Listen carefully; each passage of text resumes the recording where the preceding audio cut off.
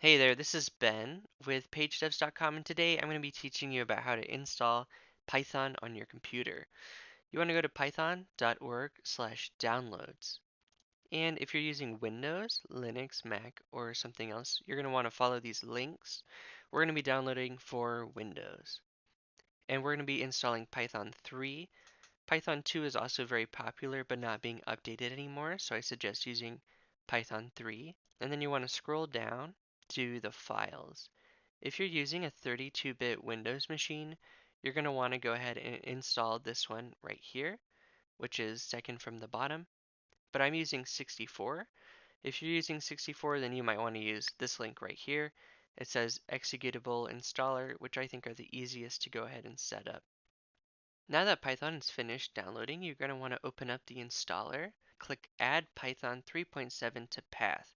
This is really important for some of your programming. And then go ahead and hit Install Now and click Yes when it asks you if it can make a change to your device.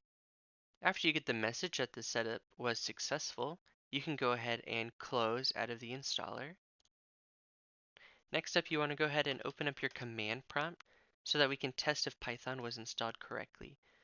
You want to type in the word Python, Python, 2 dashes, and then version.